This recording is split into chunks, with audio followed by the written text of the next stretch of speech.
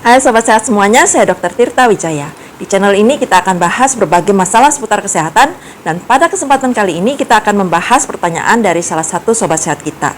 Saya bacain pertanyaannya ya. Ini pertanyaan dari Sobat Sehat Adnan Ayub 24. Maaf dok, izin saya mau cerita pengalaman saya. Ini tentang mengocok.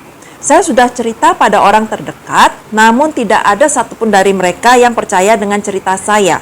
Bahkan ada beberapa dari mereka yang menganggap hal ini hanya bualan semata. Maka dari itu saya ingin berbagi cerita saya pada dokter dan teman-teman yang ada di YouTube dokter.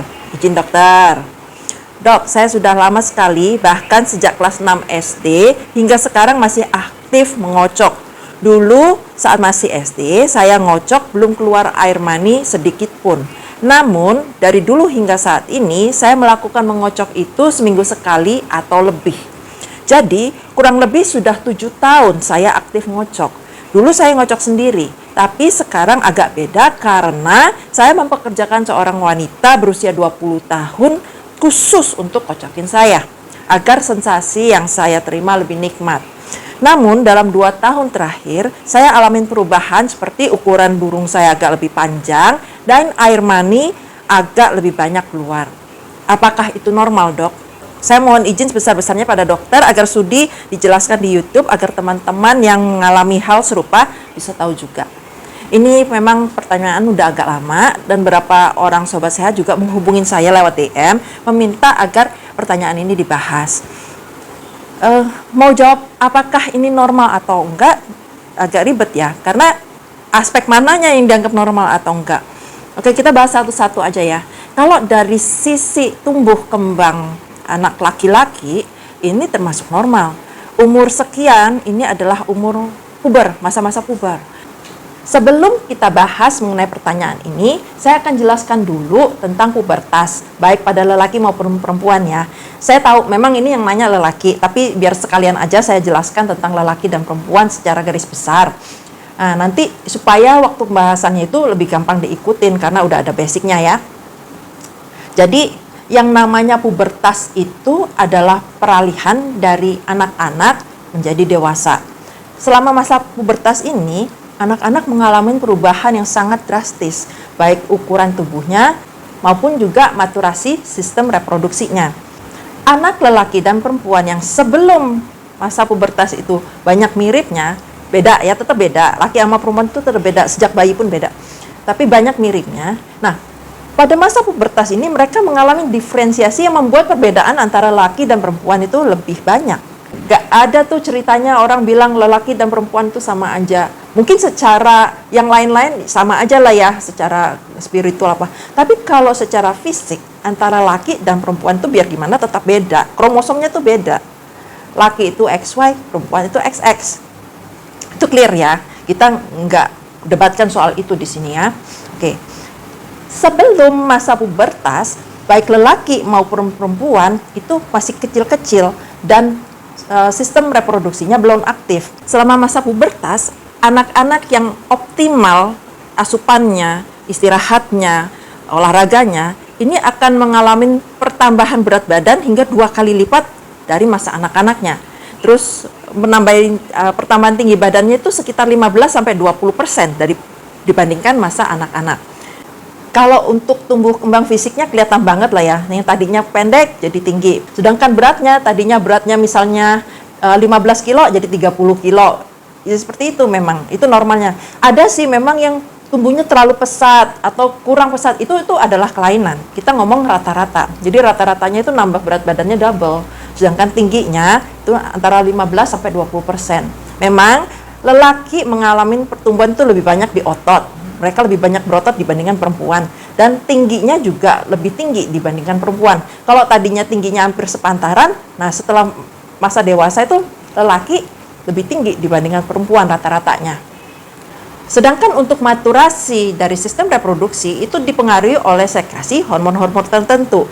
Yang awalnya itu adalah terhilangnya inhibisi sekresi gonadotropin releasing hormone di hipotalamus. Jadi pada anak-anak yang belum mengalami masa pubertas, di hipotalamus, di otak kita itu yang namanya gonadotropin releasing hormone itu terinhibisi. dia nggak keluar. Tapi pada saat menginjak masa awal pubertas, itu tiba-tiba mulai bekerja. Sampai sekarang belum diketahui pasti sih, apa yang men-trigger supaya si inhibisi dari gonadotropin releasing hormone ini terhilangkan pada saat awal pubertas. Diperkirakan ini karena adanya sekresi melatonin ya. Melatonin ini adalah hormon yang disekresi pada waktu malam hari, pada waktu kita tidur, dan sekresinya berkurang di siang hari. Jadi kalau sekresinya itu berkurang, padahal kan melatonin ini ada efek anti gonadotropin ya, jadi menghambat gonadotropin. Nah kalau sekresi melatoninnya berkurang, itu inhibisi dari gonadotropin releasing hormonnya hilang. Ini teori ya. Nah, cuma kenapa sampai timbul teori semacam ini? Karena banyak sekali siklus reproduksi pada binatang itu dipengaruhi oleh siklus terang dan gelap, siang dan malam, perubahan musim. Pada daerah-daerah yang mengalami 4 musim itu lebih ketara lagi. Kenapa saya percaya dari teori ini, meskipun saya sendiri belum pernah melakukan penelitiannya, karena kalau saya lihat semakin ke sini itu anak-anak cenderung semakin awal mulai mengalami pubertasnya.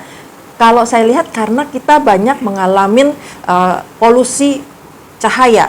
Jadi waktu bangun kita lebih panjang, termasuk pada anak-anak karena pakai lampu, karena main gadget, karena nonton TV segala macam yang mengganggu irama sirkadian kita, termasuk pada anak-anak, sehingga mereka inhibisinya itu jadi lebih cepat hilangnya. Jadi lebih cepat mereka mengalami pubertas dibandingkan orang zaman dulu yang kurang polusi udaranya, yang kurang polusi cahayanya, yang kalau malam itu nggak ada listrik, benar-benar gelap.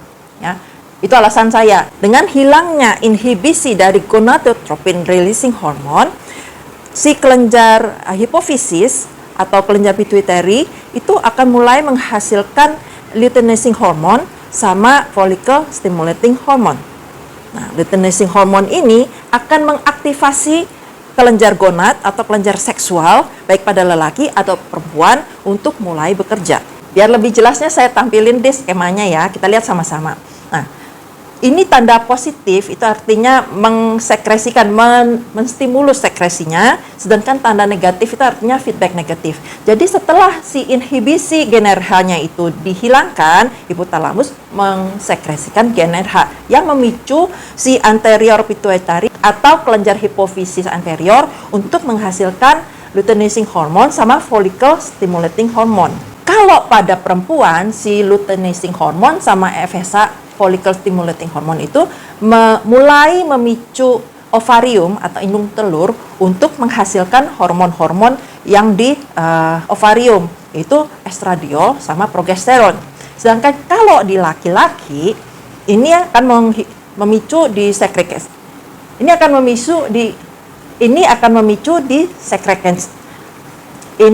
memicu di sekresikannya testosteron. Nah, kalau kadarnya dalam tubuh sudah tinggi, baik testosteron, estradiol, atau progesteron, ini akan menimbulkan feedback negatif yang di anterior dan hipotalamus supaya produksinya dihentikan.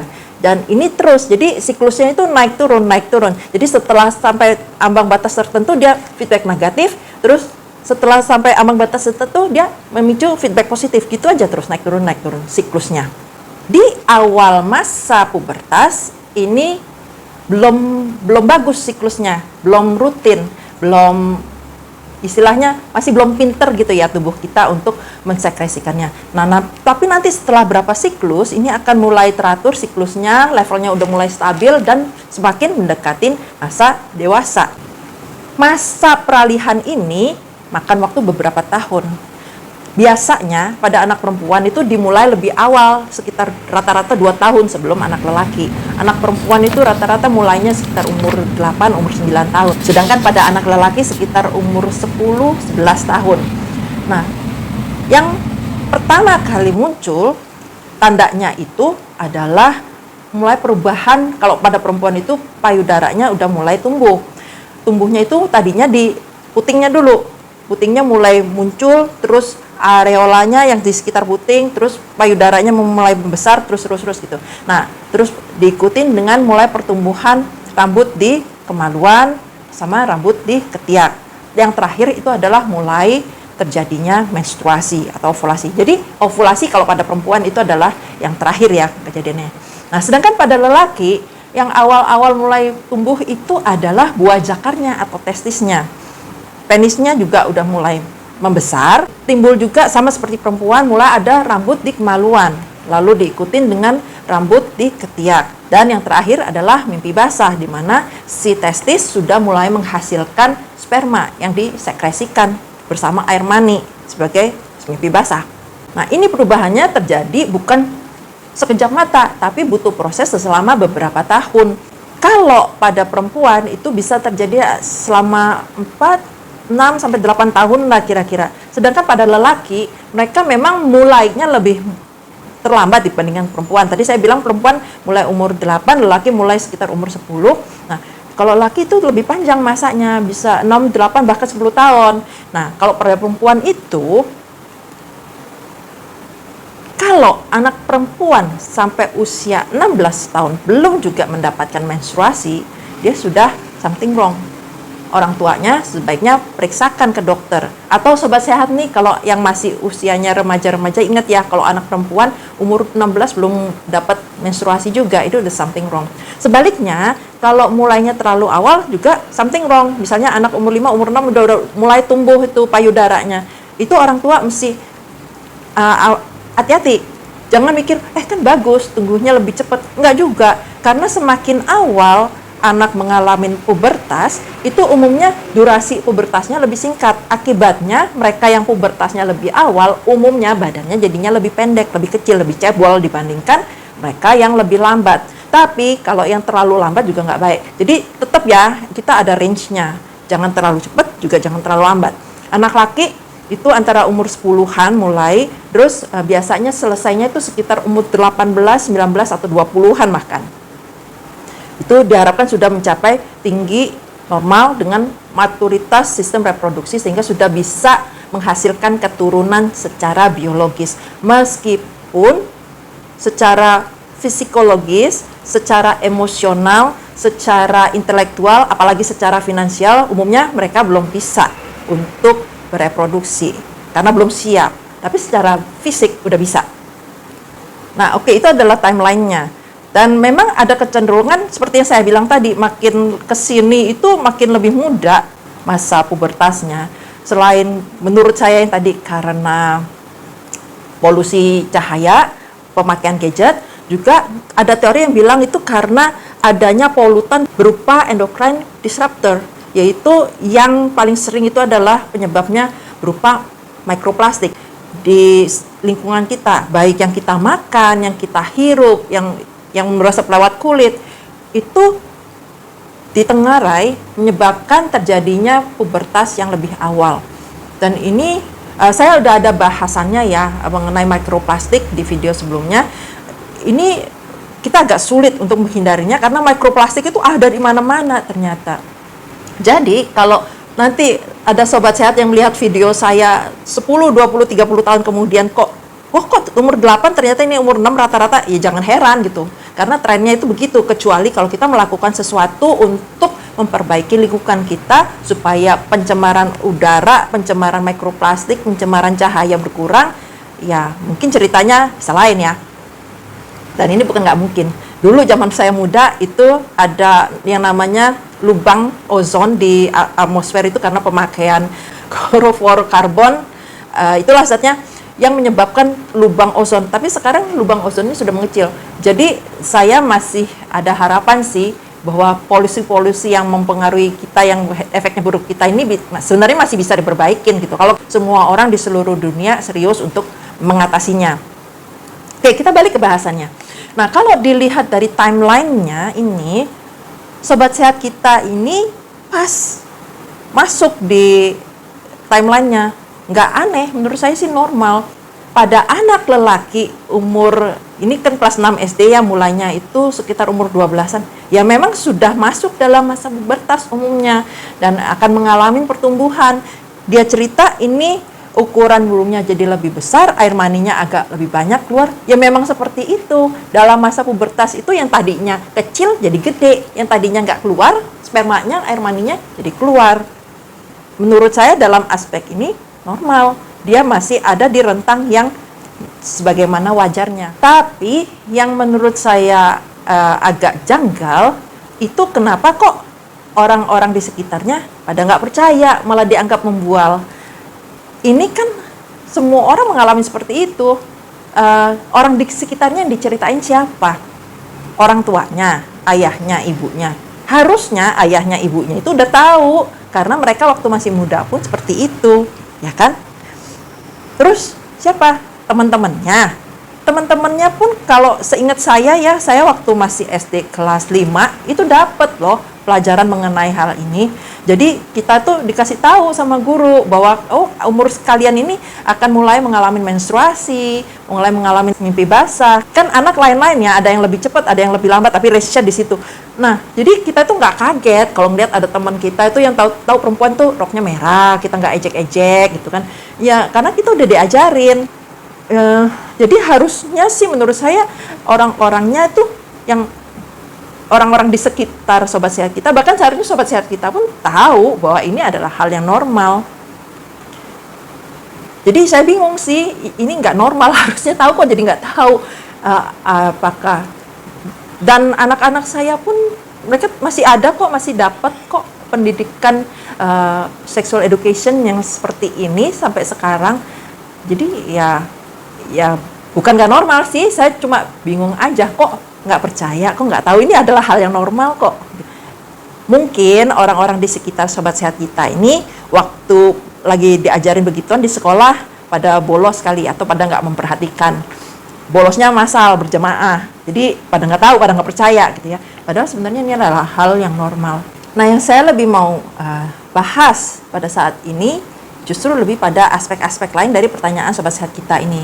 Yang pertama, sobat sehat kita ini udah mulai ngocok sejak kelas 6 SD.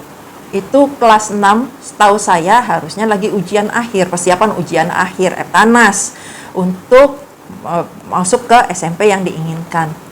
Ini kok kayaknya nggak kepikiran ke situ ya, malah sibuk ngurusin burungnya. Harusnya anak-anak seumur segitu itu lagi fokus-fokusnya untuk belajar, mempersiapkan supaya hasil ujiannya tuh bagus. Memang anak-anak bisa aja suka melakukan masturbasi. Karena waktu kita melakukan masturbasi itu, tubuh akan mensekresikan hormon-hormon yang membuat kita happy. Hormon dopamin, oksitosin, dan itu akan bisa menyebabkan terjadi addiction, macam ketagihan. Karena memang hal yang menyenangkan, membuat kita merasa nyaman, happy, senang, dan membuat kita untuk mau melakukan lagi dan lagi dan lagi dan lagi. Dan ini bukan hal yang nggak normal. Bahkan anak usia 3-4 tahun pun udah bisa melakukan masturbasi dan udah bisa menikmati efek fly-nya, karena sekresi hormon itu sudah bisa terjadi. Yang meskipun saya bilang normal, bukan berarti ini boleh didiamin begitu aja. Karena kalau hal-hal semacam ini didiamin, itu anak nanti jadi ketagihan, kecanduan. Nah, mereka itu jadi sulit untuk menghentikan kebiasaan ini. Sama aja seperti kecanduan hal-hal lainnya. Kecanduan rokok, kecanduan alkohol, kecanduan gambling, kecanduan porno, itu sama. Di otak itu terjadi pelapasan hormon-hormon yang sama. Dan ini kalau didiamin, struktur otak bisa berubah. Karena pada masa anak dan remaja itu kita mengalami perubahan yang sangat drastis. Perubahan sedikit itu efeknya besar di otak. Nggak seperti pada orang dewasa yang sudah kurang lebih itu sudah stabil ya pertumbuhannya. Jadi kalau ada perubahan pun, tapi pertumbuhannya sudah selesai, mereka nggak akan berubah lebih banyak. Sedangkan pada anak-anak dan masa remaja itu efeknya itu bisa drastis, bisa jangka panjang, bisa irreversible. Jadi menurut saya ini yang perlu dicermatin dari pertanyaan sobat sehat kita. Kenapa kok anak sekecil ini kok sudah bisa bebas melakukan hal-hal yang bisa beresiko mempengaruhi masa depannya, menimbulkan addiction. Dan kalau kita lihat nih di pertanyaan ini, dia udah 7 tahun melakukan hal yang ini. Bahkan intensitasnya makin nambah. Kalau tadinya dikerjakan sendiri, sekarang bisa sampai mempekerjakan orang lain khusus untuk ngocokin. Dokter Tirta kepo amat, biarin aja kecanduan. Kan nggak merugikan orang lain. Iya sih, nggak seperti misalnya merokok, itu merugikan karena orang-orang di sekitarnya ikut terkena jadi perokok pasif. Nggak seperti gambling yang biasanya orangnya sampai kehabisan duit terus nyuri-nyuri. Bukan seperti addiction yang pakai obat-obatan yang merusak badan. Nggak. Tapi tetap aja yang namanya kecanduan, ketagihan apapun itu menyebabkan penderitanya terbelenggu, nggak bebas. Mereka nggak bisa melakukan apa yang sebenarnya ingin dilakukan lagi karena mereka sudah terikat keinginannya pada hal yang kecanduannya itu. Jadinya anak-anak yang seharusnya fokus pada belajar, orang dewasa yang seharusnya fokus pada kerja produktif, jadi fokusnya pada masa aja gitu loh. Dan ini nggak bagus. Apapun yang membelenggu kita itu nggak bagus. Kita adalah manusia bebas, berakal budi. Jangan sampai kebebasan kita, akal budi kita itu disia-siakan untuk hal-hal yang nggak worthy. Terus bagaimana solusinya kalau udah terjadi kayak gini? Apakah dinikahkan aja supaya nggak jadi maksiat? Ya nggak juga. Ini sobat sehat kita usianya baru, ini kelas 6 SD tambah 7 tahun. 12 tambah 7 kira-kira umur 19, 20-an lah ya. Umur 20 itu belum siap kalau menurut saya, apalagi kalau laki-laki. Kenapa? Karena umur 20-an, umur 9, umur 20 itu ya baru lulus SMA. Paling baru kuliah setahun, 2 tahun, tingkat 1, tingkat 2. Belum siap secara finansial untuk memulai keluarga. Belum siap secara emosional untuk berumah tangga. Karena mereka masih banyak yang harus dipelajarin. Mereka masih banyak yang harus dikerjakan. Jadi jangan tuh disarankan, karena udah mulai begini, nikahkan aja. Menurut saya nggak seharusnya begitu. Menurut saya, kendalikan, bukan diturutin, bukan disahkan. Ya. Kendalikannya gimana? Karena ini adanya di pikiran, kendalikannya dengan pikiran. Kita adalah makhluk berakal budi. Kita bukan monyet, kita bukan kucing, bukan anjing yang nggak bisa mengendalikan libido. Itu bedanya manusia sama binatang yang lain ya.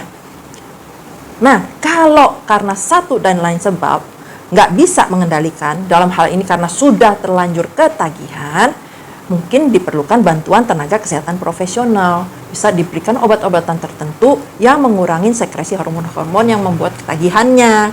Macam-macam. Itu kalau yang udah agak ekstrim sih. Kalau yang belum terlalu berat, mungkin bisa dilakukan terapi. Jadi kita lakukan terapi yang mengubah perilaku kita. Tentu ini perlu niat, kemauan dari orangnya. Kalau kita sendiri nggak niat, orang mau bantuin kayak apa juga bakalan gagal. Ya, jadi kita mesti niatin dulu. Nah, kalau anak-anak yang mengalami hal-hal semacam ini, kalau sudah terlanjur kecanduan mungkin agak susah. Sebaiknya para orang tua mulai melakukan edukasi jauh-jauh hari sebelum anaknya terjerat pada hal-hal yang menyebabkan ketagihan. Itu sebabnya yang namanya sexual education penting ya. Dan itu diberikan sejak dini. Tentu dengan disesuaikan dengan si kemampuan anak-anak ini dalam menangkapnya. Jangan anak masih umur 3 tahun dikasih bahasa kayak anak kuliahan. Nggak nangkep. Jadi ini adalah tugasnya orang tua, bukan tugasnya guru. Kenapa? Karena orang tua adalah guru pertama bagi semua anak. Ajarin apa yang boleh dilakukan, apa yang nggak boleh dilakukan. Dengan bahasa yang sederhana dan mudah dipahami oleh anak-anak sesuai dengan tingkat usianya. Nah, itu adalah sharing saya hari ini tentang pubertas. Semoga apa yang saya sharingkan bermanfaat dan jadi berkat. Kalau Sobat Sehat ada pertanyaan seputar kesehatan, boleh langsung aja diketik di komen. Nanti kita akan bahas di kesempatan-kesempatan berikutnya. Tapi please nanyanya jangan konsul ya. Karena kalau konsul lewat komen-komen semacam ini tuh banyak variabel yang nggak ketangkep. Akibatnya penjelasannya itu bisa lari ke sono kemari. Yang ditanyakan sifatnya umum-umum aja. Ini adalah disclaimer saya. Kalau Sobat Sehat suka dengan bahasan kesehatan semacam ini, boleh like video saya, subscribe di channel ini, lalu aktifkan notification-nya dengan menekan tombol lonceng, supaya Sobat Sehat bisa tetap terus mendapatkan info-info kesehatan semacam ini dari saya. Kalau ada teman, saudara, kenalan yang butuh info semacam ini, mohon di-share aja supaya bisa sharing juga berkatnya buat orang lain. Sampai jumpa di video-video berikutnya. Salam sehat selalu.